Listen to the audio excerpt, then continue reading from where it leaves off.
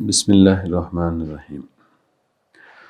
हमारा जो टॉपिक है, जो फर्स्ट ईयर प्रैक्टिकल है, उसका नाम है determine the exact molarity of the given solution sulphuric acid and the volume of acid required to prepare 500 ml of 0.02 molarity by volumetric method.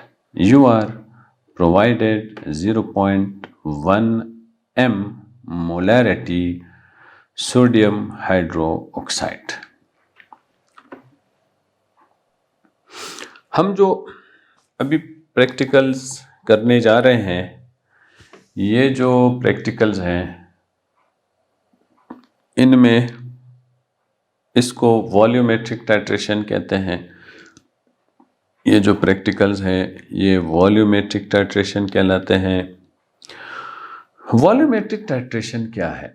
Titration क्या है? टाइट्रेशन एक ऐसा प्रोसेस है जिसमें हमारे पास एक सैंपल होता है, हमारे पास एक सॉल्यूशन होता है, उस सॉल्यूशन की कंसंट्रेशन अननोन होती है। ये नहीं बताया गया होता है कि इसमें सॉल्यूशन में सॉल्यूट की कंसंट्रेशन कितनी है, ये नहीं बताते हैं, ये नहीं बताया जा रहा, तो यही चेक करना होता है। और साथ में हमारे पास एक दूसरा सॉल्यूशन भी होता है। उस दूसरे सॉल्यूशन में फिर क्या है? दूसरे सॉल्यूशन में फिर ये है कि हम जो है उसका कंसंट्रेशन नोन होता है, वो हमें पता चलता है, वो हमें मालूम होता है कि जो दूसरा सॉल्यूशन है वो को उसमें उसकी मोलैरिटी क्या है। मोलैरिटी कंसंट्रेशन का यूनिट है। इसमें number of moles per litre of solution को मोलैरिटी कहते हैं। हमारे पास दो सॉल्यूशंस होते हैं। एक सॉल्यूशन की कंसंट्रेशन नोन होती है, दूसरे सॉल्यूशन की कंसंट्रेशन अननोन होती है। तो हम नोन और अननोन कंसंट्रेशन के सॉल्यूशंस की मदद से, नोन कंसंट्रेशन के सॉल्यूशन की मदद से अननोन कंसंट्रेशन सॉल्यूशन मालूम कर लेते हैं, उसकी कंसंट्रेशन मालूम कर लेते हैं। इसके लिए चूंकि हम वॉल्यूम ले रहे होते हैं, 10 ml ले रहे होते हैं, इसलिए इसको वॉल्यूमेट्रिक टाइट्रेशन कहते हैं। इस टाइट्रेशन में हमें एक तो ये ब्यूरेट की ज़रूरत होती है, ये ब्यूरेट की ज़रूरत होती है। ये जो है ये इसका ओपनिंग है, ये फ्लास्क है, ये फ्लास्क है, ये जो है ये स्टैंड है, ये स्टैंड है। इस में आम तौर पे जब भी हम ये वॉल्यूमेट्रिक टाइट्रेशन कर रहे होते हैं तो हम ब्यूरेट में एक सॉल्यूशन डाल देते हैं और यहाँ पे बीकर में दूसरा सॉल्यूशन डाल देते हैं। देखने में ये आया है कि ब्यूरेट में हम अगर एसिड बेस्ड टाइट्रेशन कर रहे हैं तो ब्यूरेट में हम एसिड डाल देते हैं और बीकर में हम बेस डाल देते हैं। ये आमतौर पे देखने में आया है। तो as such hard and fast rule नहीं है, लेकिन हम सेफ साइड पे रहने के लिए हम एसिड को ब्यूरेट में डाल देते हैं और यहाँ पे हम बेस डाल देते हैं। ये हमने हमारा अपरेटस होता है, इस अपरेटस को हमने यूज़ करना है। इस अपरेटस की मदद से हमें जो है हम अपने प्रोसेस को आगे ले जा सकते हैं।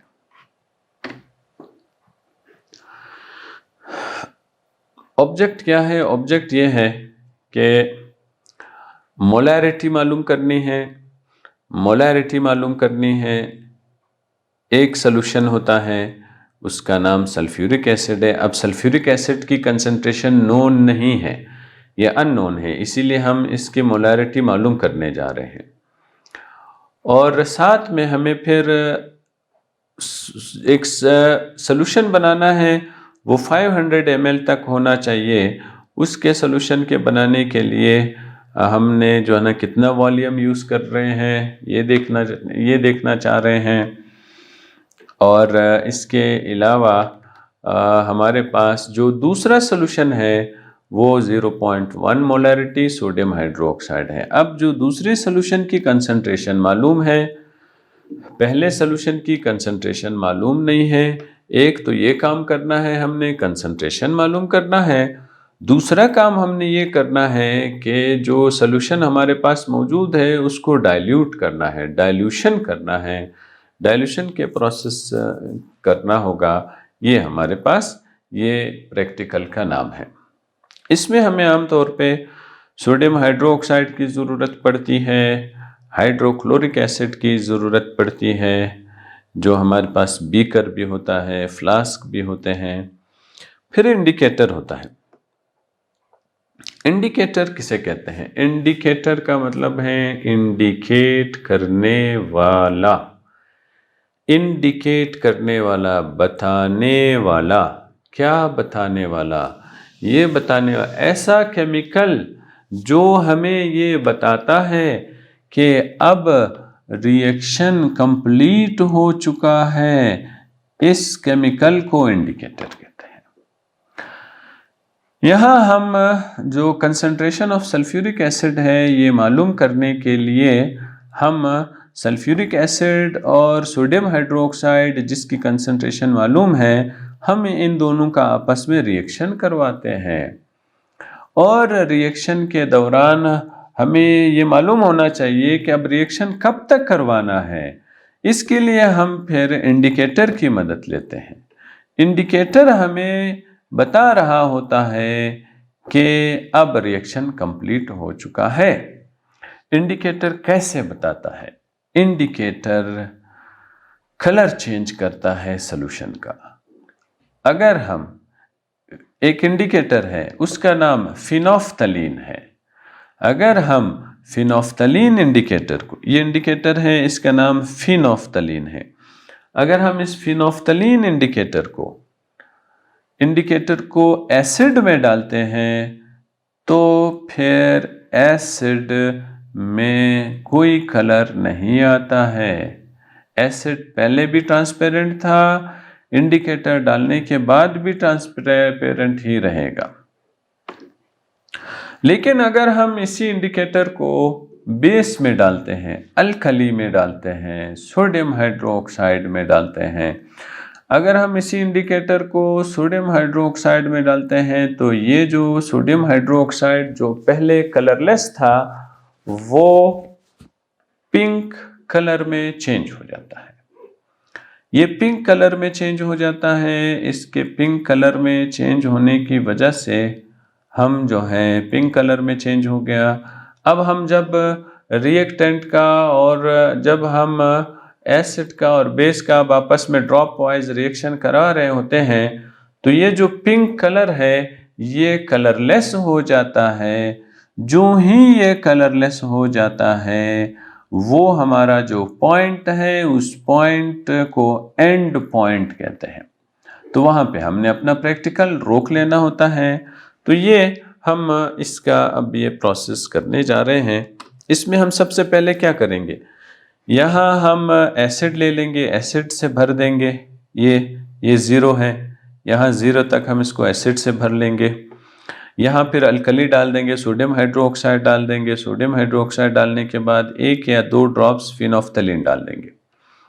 1 या 2 ड्रॉप्स फिनोफ्थलीन डालने की वजह से जो इस सॉल्यूशन का जो पहले कलर था वो वाइट था, कलरलेस था।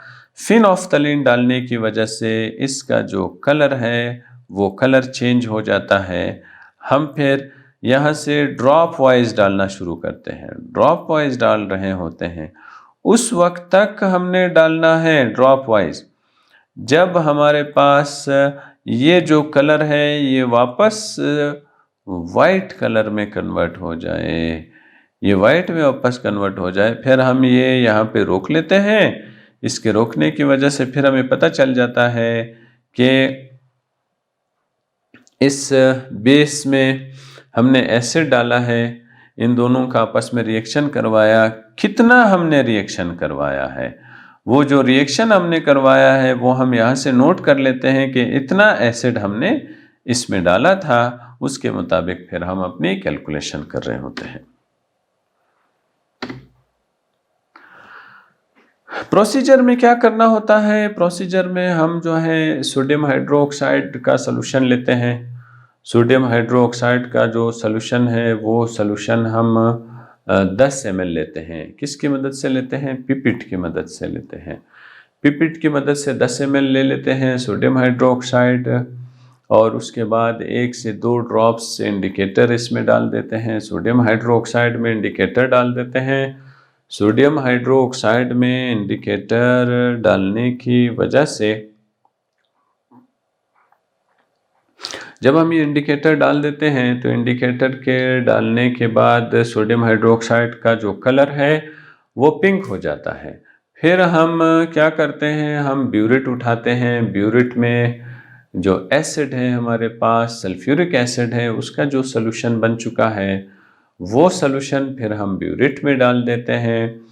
अब ब्यूरेट कहाँ तक है वो हम नोट कर लेते हैं कि ब्यूरेट का वॉल्यूम का किस नंबर पर रुका हुआ है वो हम नोट कर लेते हैं।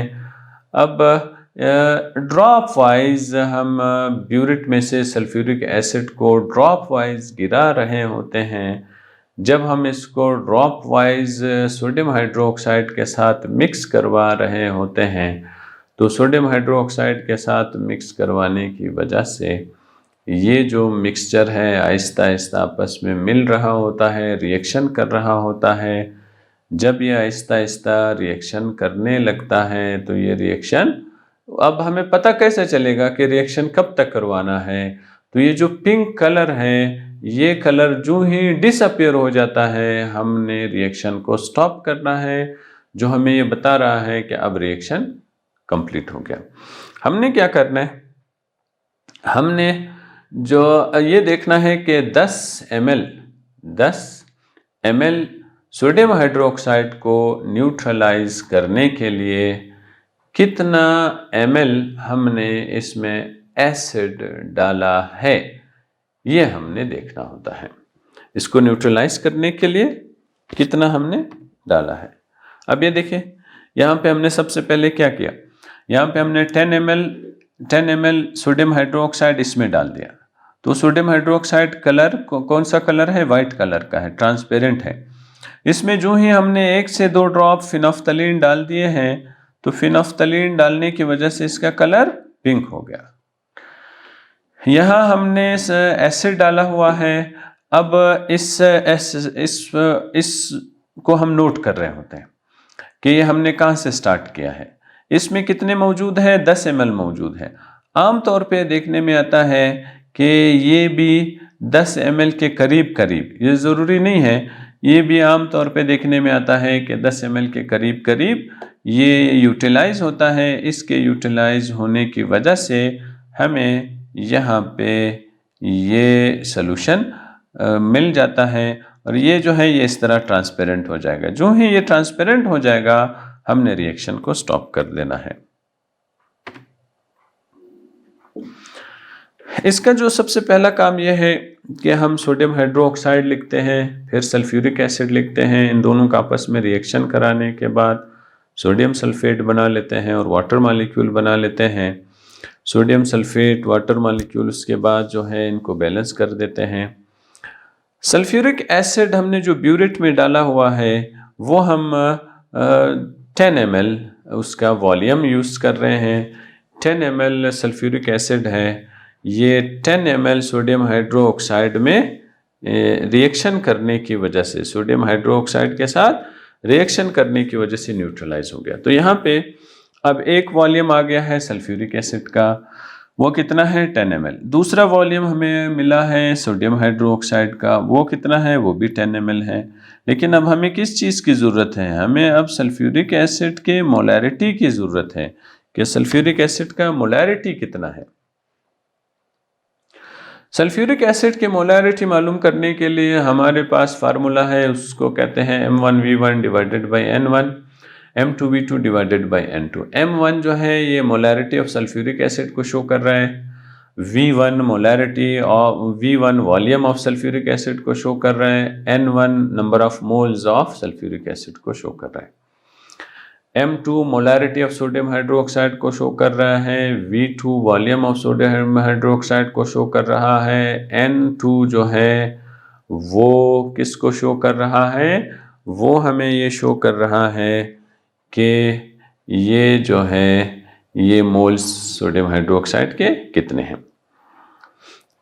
हमारे पास हमें इस वक्त M1 की ज़रूरत है, इसलिए हमने M1 को अलग कर लिया है, बाकी वैल्यूज़ को अलग कर लिया। M2V2 डिवाइडेड बाई N2 पहले से इधर था, अब ये यहाँ पे इसके साथ क्या हो रहा है, डिवाइड हो रहा है, तो इधर आके मल्टीप्लाई हो जाएगा।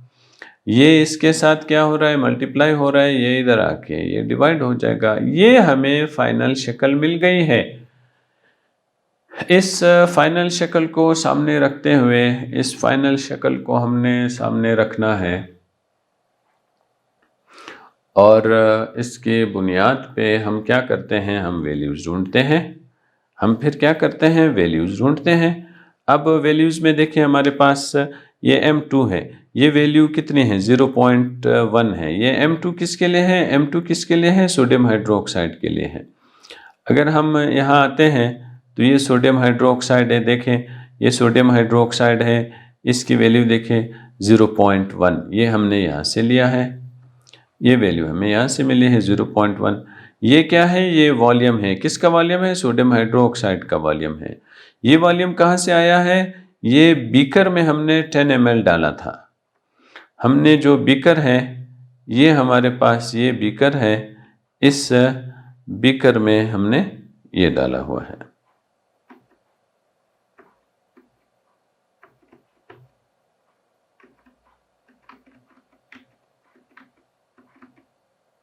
ये बीकर है, इस बीकर में हमने 10 ml डाला हुआ है,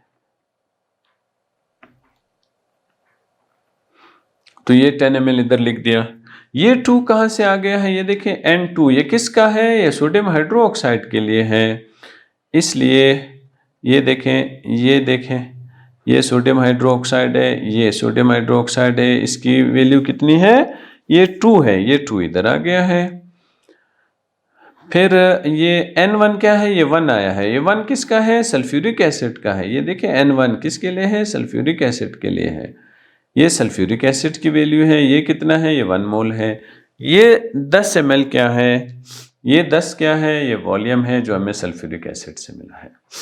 ये सारी वैल्यूज़ यहाँ पे लिख लेते हैं। इनको यहाँ पे लिखने के बाद हमारे पास जो मोलैरिटी आ गई है वो 0.5 आ गई है, ये 0.5 मोलैरिटी आ गई है। अब हमने क्या करना है, हमने जो सल्फ्यूरिक एसिड है और सोडियम हाइड्रोक्साइड है, अब हमने इसको जो है डाइल्यूशन प्रोसेस से गुजारना है। डाइल्यूशन के प्रोसेस में जो M1 है उसकी मोलैरिटी हमें 0.02 गिवन है और V1 हम मालूम करने जा रहे हैं। M2 की जो मोलैरिटी है वो 0.1 है और V2 का जो वॉल्यूम है वो 500 है। इन सब को आपस में कैलकुलेट करने से हमें जो वैल्यू मिल रही है वो V1 की वैल्यू मिल रही है।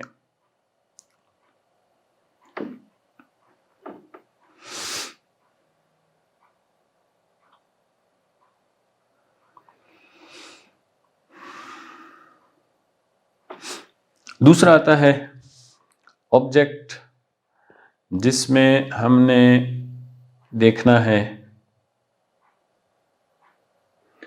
ऑब्जेक्ट आता है जिसमें हमने ये देखना होता है कि standardize the given solution, standardize the given solution of sodium hydroxide by volumetric method. You are provided 0.1 molarity HCl solution। क्या करना है, स्टैंडर्डाइज करना है। किसको स्टैंडर्डाइज करना है, सोडियम हाइड्रोक्साइड को स्टैंडर्डाइज करना है। फिर क्या करना है, इसको जो है वॉल्यूमेट्रिक मेथड को यूज़ करना है और इस दौरान हमारे पास जो कंसंट्रेशन मिलेगी HCl की जो कंसंट्रेशन हमें मिलती है वो कंसंट्रेशन 0.1 मोलैरिटी सोल्यूशन है। 0.1 मोलैरिटी सोल्यूशन है। हमने क्या करना है, सबसे पहले हमने अपरेटस वॉश करना है, उसके बाद फिर जो है ब्यूरेट लेना है और ब्यूरेट में HCl डाल देना है। फिर हमने 10 ml सोडियम हाइड्रोक्साइड लेना है, 10 ml सोडियम हाइड्रोक्साइड लेना है, फ्लास्क में डाल देना है। इसके बाद हमने 1 से 2 ड्रॉप्स फिनोफ्थलीन डालना है। आमतौर पे जो फिनोफ्थलीन इंडिकेटर है ये उस वक्त इस्तेमाल होता है जब हम सोडियम हाइड्रोक्साइड को एज आ बेस यूज़ कर रहे होते हैं। अगर हमारे रिएक्शन में सोडियम हाइड्रोक्साइड मौजूद है तो सोडियम हाइड्रोक्साइड के मौजूद होने की वजह से हम जो है इंडिकेटर फिनोफ्थलीन डाल रहे होते हैं। फिर हम टाइट्रेशन का प्रोसेस शुरू करते हैं। टाइट्रेशन के प्रोसेस में हम जो है ये HCl ड्रॉप वाइज गिराते हैं। कब तक गिराते हैं? जब तक कलरलेस पॉइंट इज ऑब्टेन्ड। आपने फिनोफ्थलीन जो ही सोडियम हाइड्रोक्साइड में डाला तो सोडियम हाइड्रोक्साइड का कलर कैसा हो जाएगा? पिंक हो जाएगा। तो आप अब इसमें HCl डालते जा रहे हैं। जब आप इसमें HCl डाल रहे हैं तो HCl के डालने की वजह से ये जो पिंक कलर है ये फिर एक ऐसा लेवल पहुंचेगा जिसमें ये जो पिंक कलर है ये कलरलेस हो जाएगा। जो ही ये कलरलेस हो जाएगा हम इसको स्टॉप कर देंगे। अब इसमें क्या करना होगा? सोडियम हाइड्रोक्साइड लिया, ये सोडियम हाइड्रोक्साइड लिया, ये HCl लिया है, यहाँ से सोडियम निकलेगा और यहाँ से क्लोराइड निकलता है। ये दोनों आपस में मिलके सोडियम क्लोराइड बना लेते हैं। ये सोडियम क्लोराइड बना लिया है। ये हाइड्रोजन यहाँ से निकला है, ये OH यहाँ से निकला है। ये दोनों आपस में मिलके पानी बना लेते हैं। हमने HCl को कहाँ डाला? ब्यूरेट में डाला। सोडियम हाइड्रोक्साइड को कहाँ डाला? बीकर में डाला। सोडियम हाइड्रोक्साइड का वॉल्यूम कितना लिया हमने? 10 ml लिया। ये देखिए सोडियम हाइड्रोक्साइड का वॉल्यूम कितना है? 10 ml है। सल्फ्यूरिक एसिड का हमने कितना वॉल्यूम यूज़ किया? वो भी 10 ml हमने यूज़ किया। अब क्या मालूम करने जा रहे हैं हम? सोडियम हाइड्रोक्साइड की मोलैरिटी मालूम करने जा रहे हैं ताकि इसकी जो मोलैरिटी है ये मोलैरिटी नोन हो जाए, हमें पता चल जाए कि इसकी मोलैरिटी कितनी है, ये हम मालूम करने जा रहे हैं। इसके लिए हमने कौन सा फार्मूला यूज़ करना है? M1 मोलैरिटी, किसकी molarity? Of sodium hydroxide. V1 volume used, किसके? सोडियम हाइड्रोक्साइड की। N1 number of moles utilized of sodium hydroxide. फिर M2 आता है। M2 क्या है? HCl के लिए है। M2 क्या है? ये HCl के लिए है, इसकी मोलैरिटी है। V2 क्या है?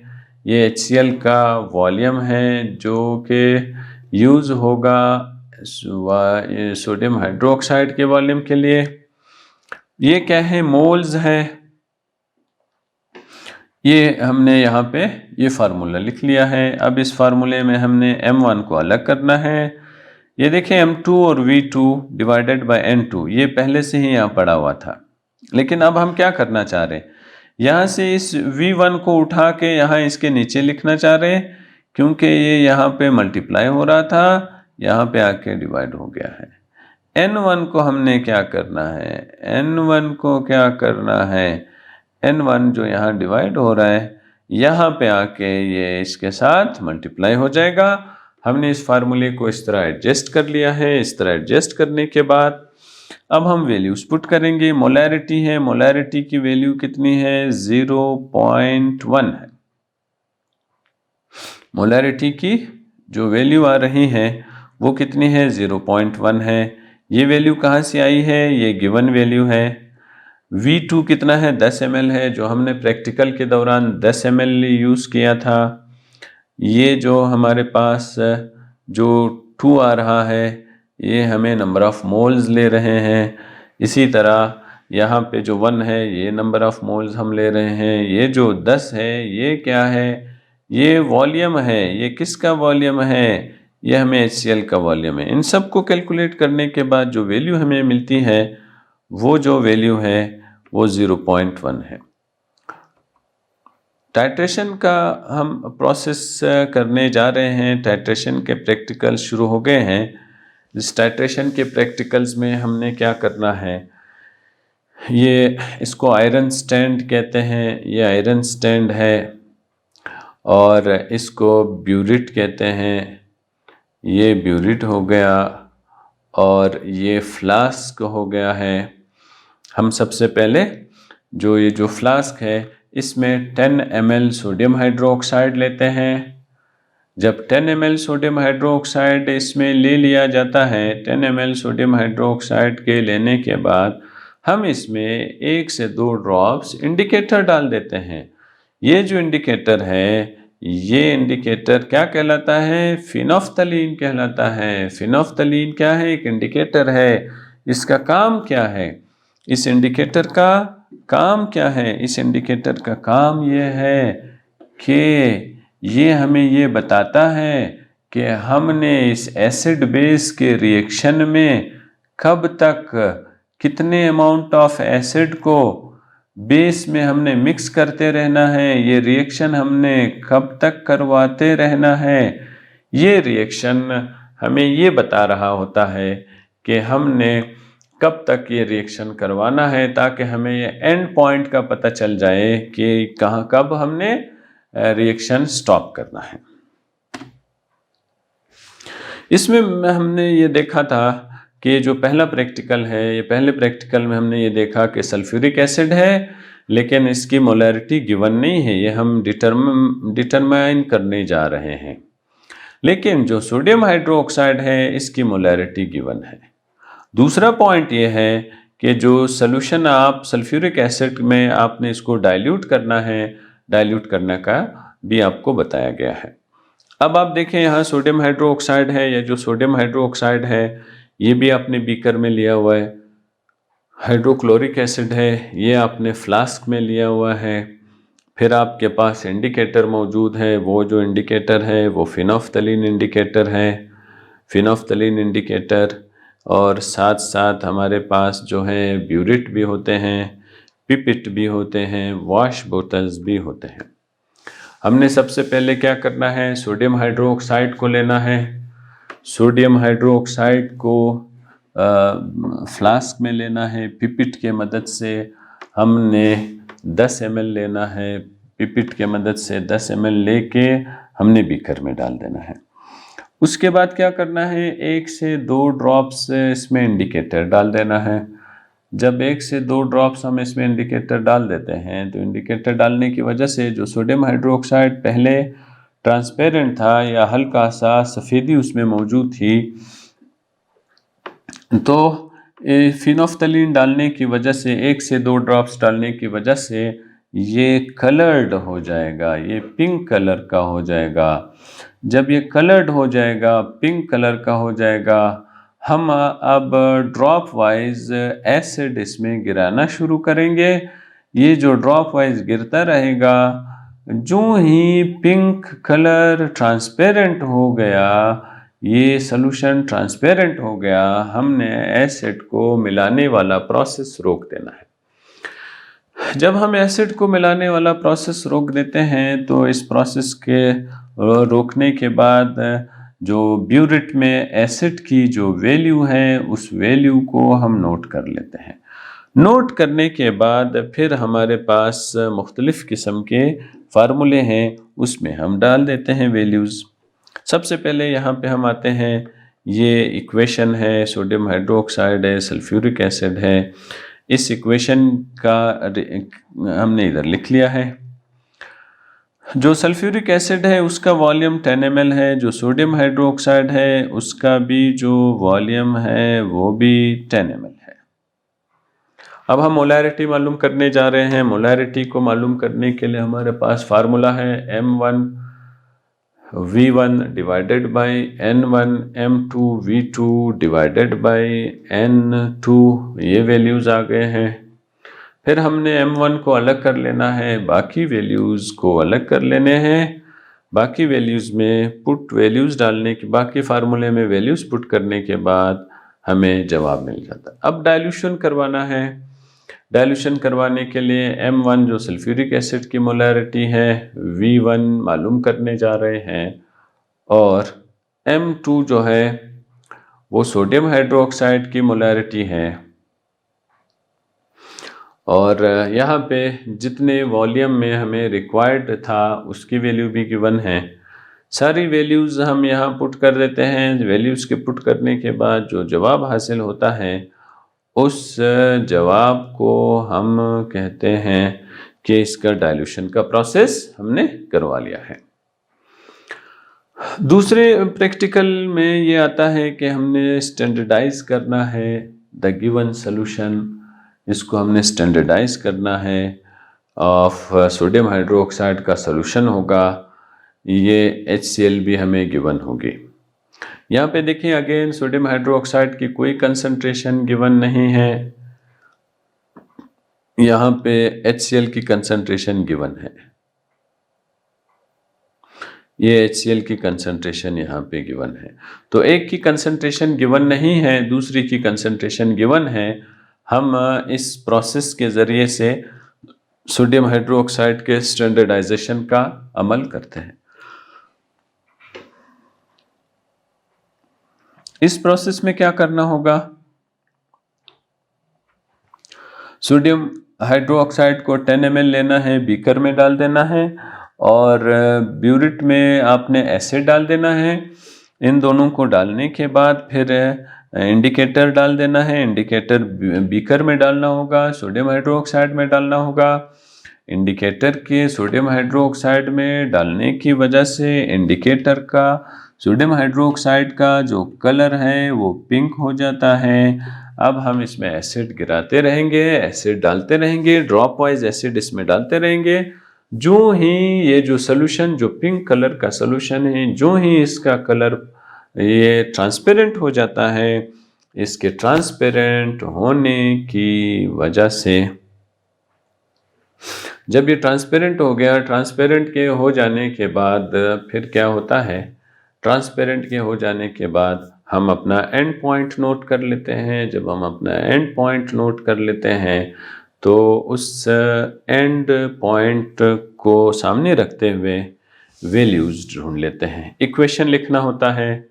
इक्वेशन को लिखने के बाद इक्वेशन लिख लेना है। इक्वेशन को लिखने के बाद हम सोडियम हाइड्रोक्साइड और HCl लेते हैं, सोडियम हाइड्रोक्साइड और HCl लेते हैं। इन दोनों का आपस में रिएक्शन करवा देते हैं। इन दोनों के आपस में रिएक्शन करवाने के बाद फिर हम यहाँ लिखते हैं कि हमने 10 ml लिया है। ये सल्फ्यूरिक एसिड है, इसका वॉल्यूम 10 ml हमने लिया है। सोडियम हाइड्रोक्साइड इसका वॉल्यूम है, और इसकी मोलैरिटी ढूंढने जा रहे हैं। तो इस तरह M1 V1 divided by N1 M2 V2 divided by N2। M2 की वैल्यू 0.1 है, वो लिख लेते हैं।